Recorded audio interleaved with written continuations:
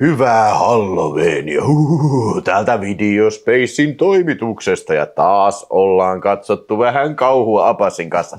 Viime jaksossa todellakin katsottiin Psykot, eli 4 Psyko-elokuvaa, jossa näyttää tietysti Anthony Perkins ja tietysti luonnollinen jatkumo siitä, hän on tietysti mennä Psykosta maniakki. Jep, tämä vuodelta 1980 ohjaajana toimii William Lustig ja pääosa esittää uskomaton Joe Spinell. Joo, Joe Spinelli on tosiaan tässä. Ja tämähän on vielä William Lustigin siis ensimmäinen NS-oikea elokuva, joo. Että niin kun, sitä ennen se oli tehnyt pari pokeleffaa. Joo, joskus 76 ja 77. Siinä välissä hän teki oliko joku Johnny Bag tai joku tämmöisellä salanimellä se teki. Hotpot tai jotain oli.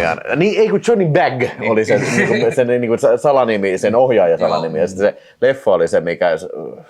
Joku Hot Nurse vai mikä se? Hotpot tai jotain semmoista, no mutta kuitenkin, en muista. No kuitenkin pornoa. Niin, mutta sitten siitä toisesta jälkimmäisestä Hotpotista tai mikä nyt ikinä olikaan, niin keräsi vähän rahaa sitten, että pääsi tekemään tätä maniakkia. Siihenhän sitten itse Joe Spinelli, joka siis tietysti tunnetaan niin kuin ehkä eniten, parhaiten ehkä kummisetä elokuvista. Pieni rooli ja myös rockista. Ja monessa muussa, siis hirveästi leffoissa ollut kyllä, ja se on vähän New Yorkin semmoinen, tiedätkö perussuhariäijä, tiedätkö että... Tuntee ihmisiä, osaa ohjata tiettyyn suuntaan niin kuin elokuvien pariin sun muuta. Ja hänhän otettiin tähän leffaan myöskin siis tuottajaksi, ja oliko se, että osa käsikirjoitusta ja tämmöistä, hän on otettu mukaan, että hän osasi ohjata rahaa tähän leffaan. Joo, ja ilmeisesti niin just semmoinen äijä, mikä on ollut tosi mukava, siis semmoinen, ja mutta ilmeisesti myös viinaan menevä kyllä. Sitten, että siihen se kuolikin sitten, 89 89 se kuoli, 87 se putki alkoi ja 89 se loppui. Mutta joo, siis Maniac on siis niin kuin, varmastikin kaikki tietää tämän niin kuin, ainakin maineeltaan, siis tosi vähän niin kuin tämmöinen Texas Chainsaw Massacre-tyylinen leffa maineeltaan, että siis niin kuin tosi häijymaine siinä ja hyvin simppeli juoni, eli sanotaan, että seurataan sarjamurhaaja niin väkevällä ja henkilökohtaisella tasolla, että väitän, että toista ei elokuvahistoriasta löydy. Frank Zito siis on Maniac nukkemurhaaja, joka siis tappaa New Yorkin yössä naisia ja sitten repii tai skalppeeraa nämä sitten ja pistää... Naulaa ne nukkeihin kiinni. Niin tämmöisiä niinku... Mallinuket, mitkä tiedätkö kaupoissa. Niin. Ja sitten sillä on hirveä tämmöinen niin äitifiksaatio siis siitä, että sillä on ilmeisesti hirveän traumaattinen nuoruus ollut, että äiti on ilmeisesti työskentellyt ilolintuna sitten. Ja poika nähnyt nämä touhut vierestä. Ja... Niin. Ja siis hyvin tämmöinen tyypillinen niin kun, tiedätkö, psykopaattikaava, että niin kun, näin. Mutta niin kun, mun mielestä tässä leffassa ehkä aina on ollut ehkä se niin kun, mieliin painovinta, niin kun, tietysti Joe Spinelli, siis ihan sairaan hyvä roolisuoritus. Niin kun, siis... Kyllä mä tätä vähän vertaisin jopa, jos puhutaan kulttihahmoista ja kulttinäyttelyistä, niin mä laittaisin vaikka, tiedätkö, äkkisiltä tulisi myös Harvey Keitel Badly-Tenet. Joo, eli siis että tämä on niinku, se on niin vitun, siis tämän paremmin ei kukaan muu tätä asiaa voi esittää. Niin, se semmoinen niinku naturalistinen, siis se tuntuu siltä, että niinku, hän on itse tämä henkilö. Niinku. Se on riisuttu niin alasti tämä elokuva tai hahmon ympäriltä. Että...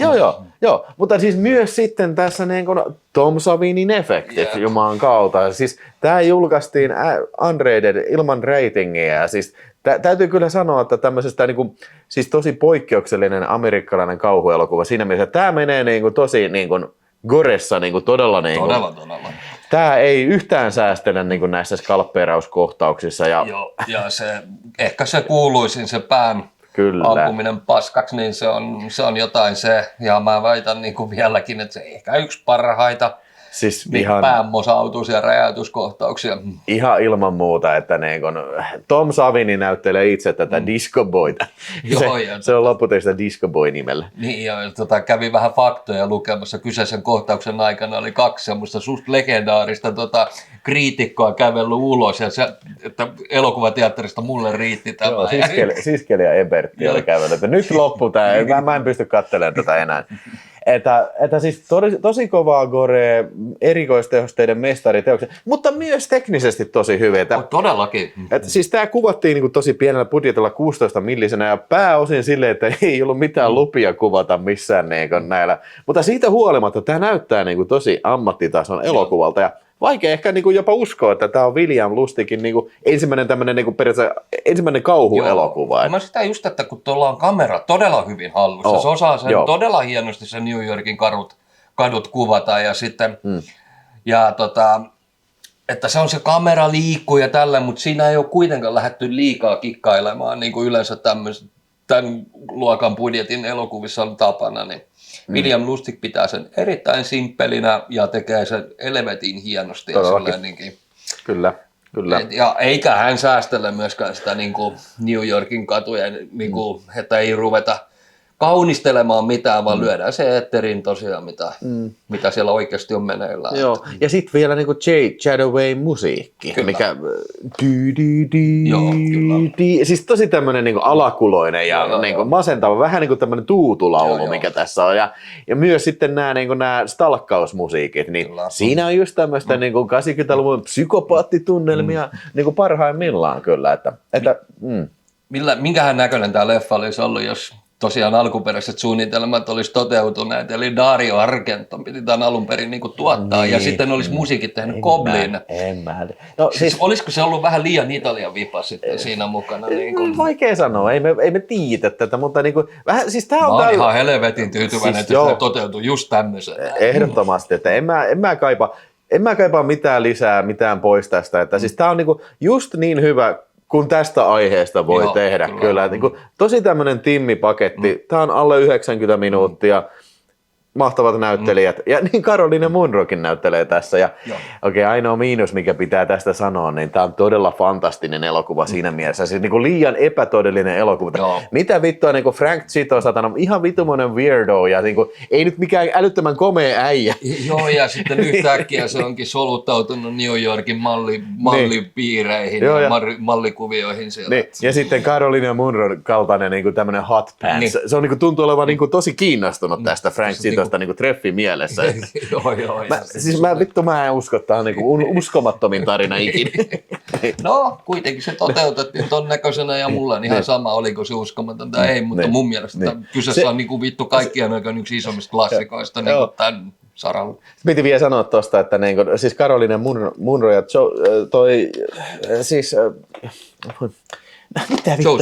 Joe Spinelli esiintyi tätä pari vuotta aikaisemmin tuossa Luigi Kotzin elokuvassa toi Star Crash.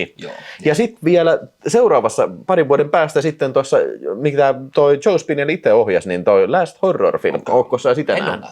Joo, ei todellakaan, et ole menettänyt mitään kauheasti. Ja hei, William Lustigista, jos ette sitä tiennyt, niin siis hän on tehnyt pitkän uran, eli Vigilante, Maniac Copit. Siinä oli aika kova putki, että ekaksi tuli Vigilante, sitten tuli Maniac Coppi.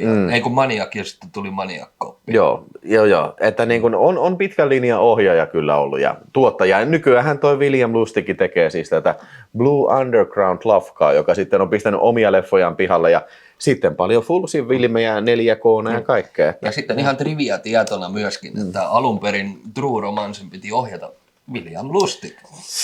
Mä en tiedä. Siis kyllä, tää on jälleen kerran asia, mitä mä en haluaisi vaihtaa. Kyllä. Eiköhän se ole Tony Scottin filmi. Totta kai se on, mutta olisihan se ollut mihin suuntaan se olisi. Se jätkä olisi sitä lähtenyt viemään. En tosiaan tiedä. Kyllä.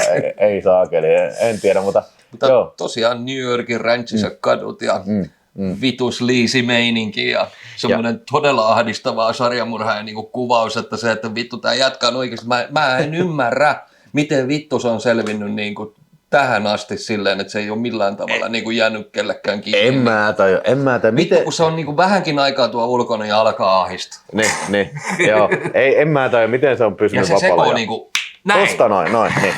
Mutta ehkä tämä just kertoo niinku kahdesta sen viimeisestä päivästä vapaalla jalalla. Tai siis niin ja tietysti tätä ei pidä unohtaa, tämäkin pitää tämä loppuverilöyly mainita tässä, että siis herra jestas, niinku, se on niinku piste iin päällä. Jos joku ei ollut vielä vakuuttunut siitä, että tämä on gore-elokuva, niin se kyllä pistää niinku just niinku iskun vyön alla. Tietysti Goren ystävien ei kannata tätä Suomi-kasettia katsoa, mikä on Visa Mäkisen Kurly-videon ulos pistämä, että tämä on se varmaan 5 minuuttia leikattu, että melkein kaikki gore puuttuu siitä. Sä sanoit, että se alkukohtaus oli ollut kokonaan. Joo, siis se on yllättävän kyllä se alku. Mun mielestä se alkukohtaus oli aika vitun rankka vielä. On. Jännä, että se sitten jäi. Se on ihan oikeasti ja sitten osittain se pääräjähdyskin näkyy siinä, mutta niin sen jälkeen on kaikki pois. Mutta joo, kyllä mä annan Maniacille. Tämä on tosi solid klassikkoelokuva. Tämä on tullut monta kertaa katsottua. Muistan ekan kerran HVH kreikkalaiselta kasetilta tuli katsottua tämä ja oli sitä jo jumalauta, nyt on kova se. Home Video Hellas. Home Video Hellas, joo. Kun HVH on myöskin yksi eräs toinen nimeltä mainitsematon porukka Hervannasta. Home Video Hervan. Herwood. Mutta joo, kyllä tämä on semmoinen ikiklassikko ja tämä tulee vielä varmasti monta kertaa katsottua. Niin kyllä mä siis annetaan vahva 4 tähteä, kyllä. Mä annan 4,5. Oho, no niin. Kyllä, siinä kuulit, että kannattaa kyllä... Onko tämä tullut jo, onko se jollekin jäänyt epäselväksi, että mulla niinku, mua hivelee silmää tämmöiset vitun sliisiset New Yorkin paskaset kadut ja että niillä on helppo antaa se vähintään 4 tähteä. Mutta joo, siis niinku, kyllä siinä on kovat arvosanat. Tällehän piti tulla kakkososa.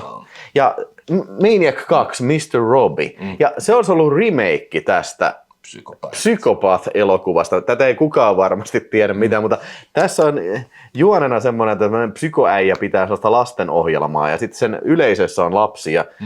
Ja se näkee, että niiden vanhemmat kaltoin kohtelee niitä ja sitten se menee tappaa niitä porukoita. Okay. Niin se piti olla se Maniac 2 Mr. Robbie juoni ei sitten. Ei ollut sitten kuitenkaan Psycho from Texas. Ei ollut.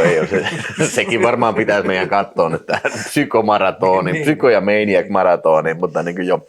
Kannattaa katsoa, tästä ei mitään kysettäkään. Ja myös kannattaa varmaankin katsoa myös sitten, 2012 vuoden USA-Ranska-tuotanto sitten, jonka on ohjannut semmoinen kuin Frank Calhoun. Joo. Ja mies on ohjannut semmoisen parkkihalli-elokuvan nimeltä P2. Se oli ihan ok, mutta se, mistä hänet varmaan parhaiten tunnetaan yhteistyöltä, tämä Alejandro Ajan kanssa. Joo. Okay. Eli että niinku, hän oli yksi käsikirjoittajista ja tuotteista. Joo, ja Alejandro Aja on ohjannut muun muassa tämän Hilsa Vice remake, Haute Tension ja sitten toi Piraja 3D ja sitten myös tämän Revengein.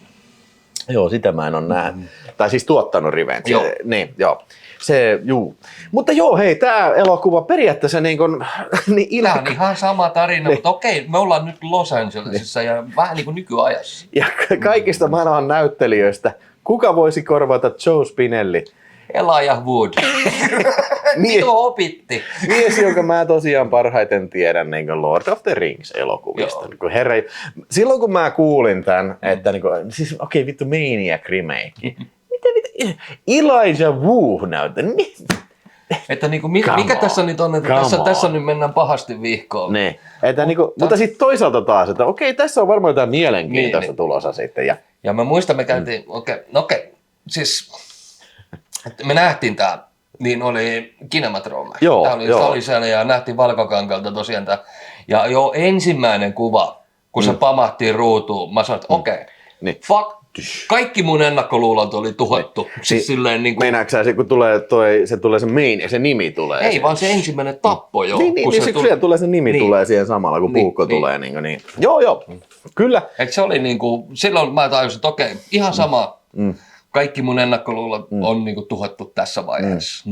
Joo, ja siis tämähän elokuva varmaan tunnetaan kaikista parhaiten siinä, että tämä niinku käyttää semmoista niin kuin first person kuvakulmaa lähes koko ajan. No. Eli tämä on koko ajan niin kuin kuvattu niin kuin tämän tappajan Frank Chiton silmistä. Oliko sen nimi Frank Chito tässä elokuvassa? Tässä mun mielestä sen nimen ei varmaan taidettu mainita. Ei muuten taidettu varmaan näissä.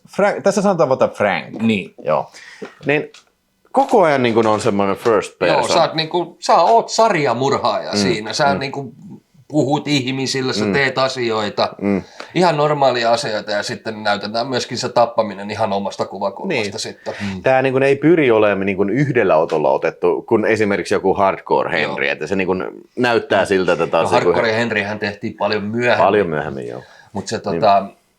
Mutta ensimmäisen kerran mä törmäsin tähän tekniikkaan tosiaan MTV:llä ja semmoisen bändin kuin Prodigyn ja biisi Smack My Bitch Up. Ja se on tehty samanlaisella tekniikalla ja vittu on muuten sitten otettu todella freesi Ei tule äkkisiltään mieleen, onko muita kuin Hardcore Henry samalla tekniikalla. Niin tässä koko elokuva Niin, sillä. niin. En mäkään kyllä yhtäkkiä ei tule kyllä mieleen, että niin on. Toki Strange Daysissa oli Niin, mutta se on lyhyitä kohtauksia joo. siitä. Ja sitten oli totta kai Doomi. Niin se, joo. Siinäkin on se just se ammustelu. Mutta kun tässä oli, tiedätkö siis vittu vedetään nilkka poikki ja siis tuommoisia saatanan ilkeätä väkivalta. Ja skalppeeraksi, mä luulin, että tuossa alkuperäisessä skalppeerakset oli niinku todella brutaali, niin tässä vittu kyllä. Se repii sen silleen, että se veri lentää niinku takaseinään. Joo, kyllä nämä on ihan omaa luokkaansa nämä tehosteet sillä lailla, että niin kun, varsinkin just kun päänahka otetaan irti ja sitten tosiaan nämä viilteet. Siinä mä yhdessä kohtaa sanoin sulle, että se viilteet sitä selkeä, saa pieniä viiltoja, mutta toi näyttää tosi aidolta. Niin näytti niin kuin se alkoi heti punottaa perään. Niin, se pieniä veritippuja tulee. Niin, ai saatana, kun näyttää aidolta kyllä. Mutta tämä tarina sinänsä osuu aika lailla beat by beat niin kuin tähän ensimmäiseen. Se vähän lisää hahmoja tähän. Mutta siis, lisää hahmoja, mutta siinä kuitenkin esimerkiksi tässä kuolee se yksi mies. Ja sitten esimerkiksi siinäkin alkuperäisessä kuoli se yksi mies. Ja sitten tähän tulee niin kuin tämä taidegalleri. No olihan tossakin, mutta niin kuin tässä se on ehkä viety sinne vähän pidemmälle se mutta tässäkin idea. On se rakastuminen todella epäuskottavaa. Tai siis se, että ne alkaa hengailemaan yhdessä. Niin miten vitussa kaikki muijat on ihan läpä? No okei, Elijah Wood on ehkä vähän komeampi äijä kuin... Joo, ja se on muuten Spinellistä niin kuin vähän voisi aavistaa, että se voisi olla jotenkin vähän jotain. Mutta Elijah Woodista sä et kyllä aavistaisi millään, että se on sarjamurha. Niin, mutta niin kuin siitä huolimatta, vaikka se nyt on ehkä ulkonäöltään vähän paremman näköinen äijä kuin toi Joe Spinelli, niin sitten se on ihan vittu weirdo ja siis se on, vittu päähän sattuu, vittu heti kun niin, se menee ulos syömään, niin, se on alle 5 minuuttia, mun täytyy lähteä menee, kun ei pysty enää olemaan. Niin, sä oot niin kuin ihmiset tuijottaa sua ja se on nettitreffeillä se, ja sit sä oot niinku siellä ravintolassa, päähän sattuu hirveästi. Mä oltais varmaan siinä, että okei, no katsotaan sitten joku päivä, kun sulla ei satu enää päähän. Sitten joo, en mä vastaa se oli hyvä siinä vanhassa kuitenkin, oli silleen, että tavattiin ja puhuttiin ja treffataan ja tällä, niin tossa kuitenkin mentiin tähän niin kuin nykyaikaan, eli internet on ollut se väline, millä sitten ihmiset tapailevat. Mutta varmaankin on turvallista sanoa, että tämä rakkaustarina ei ole se syy, minkä takia joku menisi katsomaan Maniac-elokuvaa. Muistat siis ja täytyy kyllä sanoa, että alkuperäisessä oli ihan vitu hyvä musiikki, niin ei Rob tällä häviä. Joo, selitäpä Rob, mikä on Rob? No siis se on ranskalainen elokuvan musiikin tekijä, hän on niinku MC, hän on niinku räppäri, tekee itse musat ja tälleen näin, ja hän on myös sitten tekee elokuvia musiikkia ja hän on tehnyt tähän musiikit myös. Mä vähän haluaisin verrata tätä jätkää jopa Kavinskiin, että osaa tehdä tuolla kasarihenkistä musiikkia todella taitavasti ja erittäin elokuvamaista. Joo ja siis niin kuin, tässä on monta sellaista niin kuin, hienoa teemaa. Ja siis musta mä tykkään sitä, että se ei ole niin kuin, yrittänyt imitoida tätä J. Jadawain mutta se on silti vähän samantyylinen, vähän samanlainen, jälleen kerran vähän tämmöinen melankolinen ja niin kuin, epätoivoinen ja synkkä. Joo. Mutta samalla hirveän kaunis niin kuin toi teema. Siis mä sanon, niin kuin, on paljon elokuvan musiikin tekijöitä, jotka on jäänyt pienellä huomiolla. Rob on yksi niistä. Joo, kyllä. Ehdottomasti on sama. Ihan saatanan kova leffa myös on kyseessä. Ja etenkin ne kuvaukset tosiaan, että kun sä näet, ne kädet tulee sinne. Ja kaikki, niin kuin, että se ei ole silleen, että se kamera menee ja tälleen, vaan se vittu kädet ja kaikki ne liikkeet, että pyyhkii naaman verestä. Ja sitten se, että niin kuin, vaikka tämä nyt on eniten kuvattu niin kuin, siis first person, niin siitä huolimatta niin kuin, se kamera välillä lähtee pois Elijahn Woodin päästä. Tai sitten nähdään peilistä. Jostain heijastuu joku kuva, jos näin. Että siis kyllä siinä nyt nähdään kuitenkin tämä Hobbittikin sitten ruudussa. Siis ihan faktatietona on se, että Elijah Wood oli niinku elokuvan kuvauksessa paikalla ainoastaan 2 päivää, eli ne tehtiin todella nopeasti. Se on kyllä niinku aikamoinen suoritus. Meinaan siinä on aika monta niinku semmoista niinku vaativaa kohtausta. Ja kyllä, siis kahdessa kohtaa murhan aikana mentiin ulkopuolelle. Ja sitten hänen se loppu, kun hän kuolee siinä lopussa, tai kuolee lopussa. Niin, se on vähän, kun molemmissa jää vähän auki mitä tapahtuu. Ja siinä lopussa niin mennään ulkopuolelle. Muuten niin kuin ollaan koko ajan sen pään sisällä. Joo. Mua ehkä niin kuin siis tämä on teknisesti tosi mielenkiintoinen ja hyvä, mutta Okei, Et sä ahdistavuustasolta sä et vittu pääse millään Maniac 1 sen alkuperäisen. ja siis ja sliisisyydessä et pääse lähelle. Niin siis musta tuntuu, että tää on ehkä aidompi elokuva kuitenkin tää se on. ensimmäinen. Se on klassisempi elokuva ja siis se, että niinku, okei, vaikka toi on kiva tekninen gimmick, niin mun mielestä se on ehkä vähän niinku tehty niinku tämän tarinan kustannuksella. Joo. Sitten, että tää tuntuu vähän niinku, se tuntuu pidemmälle, vaikka tää on itse asiassa lyhyempi filmi. Se oli mun mielestä 85 minuuttia ennen kuin lopputekstit alkoi. Niin siis, mä en tiedä, kun ehkä se vähän niin kuin haittaa se, että kun me ei nähdä sitä Elijah Woodia, että mitä se tekee, ja niin kuin, sitä puuttuu niin kuin se, että niin kuin kaikki tämmöiset nyanssit, ja vaikka kun se kuitenkin elokuva, sen hahmo on niin kuin tässä ytimessä, niin se on vähän niin kuin, teekö miinus siinä kohtaa, kun me ei nähdä hänen eleitään ja niin kuin, suurimmaksi osaksi. Että niin kuin, joo, vaikka mä tykkään tästä tosi paljon ja mä tiedän, että moni tykkää, jotkut on jopa sanonut parempi tästä, mutta kyllä mä nyt, varsinkin nyt kun nämä on peräkkäin kattonut, niin on se vähän heikompi kuin on joo. Mun mielestä jopa vähän selvästikin, mutta vaikka niinku pisteen sisällä ollaan aivan varmasti yhden pisteen sisällä, mutta täytyy sanoa, erittäin onnistunut näkemys tästä vanhasta. No siis tää on näitä harvoja jotka on onnistunut kyllä. Että en mä äkkisiltä montaa keksi, jotka on onnistunut. Tämä on yksi niistä. Dawn of the Dead on yksi niistä. Piraaja jossain määrin kyllä, se on hauska, vähän erilainen teikä. Hilsa Weiss on yksi niistä. Niin, eli kyllä niitä löytyy, mutta tämä on siis erittäin, jos niin kuin haluatte katsoa kaksi ihan täysin erinäköistä elokuvaa samasta aiheesta, niin mä suosittelen näitä kahta. Joo, ehdottomasti. Tänään Halloweenina kannattaa siis tosiaan katsoa Maniacia ja näitä. Heitetään vielä arvosanat. Jos on mun vuoro, sä edit äsken. Niin, mä annan tälle 4 tähteä, eli mä annan tälle, ja se on ihan solid, 4 ei. Mä sanoin, että 3,5 tähteä. Tämä on vakuuttava teknisesti ja näin, mutta edellä mainitut syyt ehkä niin kuin estää sen niin kuin siihen nousemasta ja näin. Mutta ehdottomasti niin kuin, kannattaa se katsoa ja tuun varmasti sen katsoa vielä joskus toistekin. Ihan varmasti. Joo. Ja Halloweenit jatkuu sitten Video Space-kanavalla ja seuraavalla kerralla pysytään vähän samoissa tunnelmissa sitten, että älä poistu kanavalta. Niin, mitä muita maniakkeja on? Mikähän olisi? No niin, kiitoksia te katsojat. Pistä kommentti, jos tuli kysyttävää ja tykkää ja tilaa kanava. Moro. Cut.